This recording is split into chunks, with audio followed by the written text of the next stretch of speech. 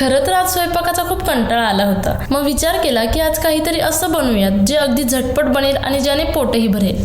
नमस्कार, पूजाच रेसिपीमध्ये तुम्हा सर्वांचं पुन्हा एकदा मनापासून स्वागत आहे.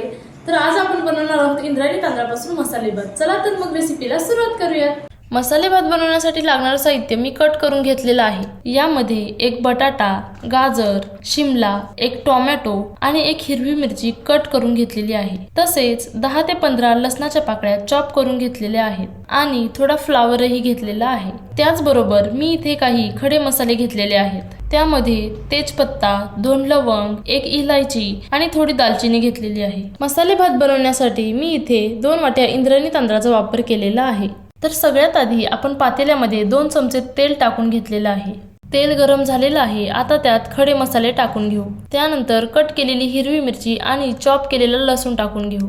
आता लसूण थोडा भाजून घेऊ आणि त्यानंतर शिमला आणि गाजर ऍड करून थोडा वेळ परतून घेऊ. त्यानंतर त्यामध्ये टोमॅटो, फ्लॉवर आणि बटाटा ऍड करून त्यामध्ये चवीनुसार मीठ टाकून घेऊ आणि हे सर्व थोडा वेळ परतून घेऊ. तोपर्यंत आपण लागणारे कोरडे मसाले बघूयात. यामध्ये मी 1 चमचा हळद, 2 चमचे गरम मसाला आणि 2 चमचे व्हेज बिर्याणी मसाला घेतला आहे.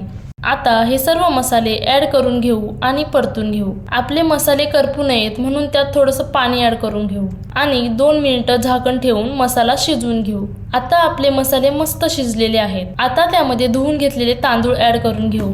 आता हे सर्व व्यवस्थित मिक्स करून त्यात आवश्यकतेनुसार पाणी ऍड करून घेऊ आणि वरून थोडंसं मीठ टाकू. त्याचबरोबर वरून थोडीशी कोथिंबीर टाकून 1 उकळी काढून घेऊ. भाताला छान उकळी आलेली आहे. आता त्यावर झाकण ठेवून लो गॅसवर 15 मिनिटं शिजवून घेऊ. 15 मिनिटं झालेली आहेत आणि तुम्ही बघू शकता की आपला इंद्रायणी तांदळाचा मसाले भात किती छान शिजलेला आहे.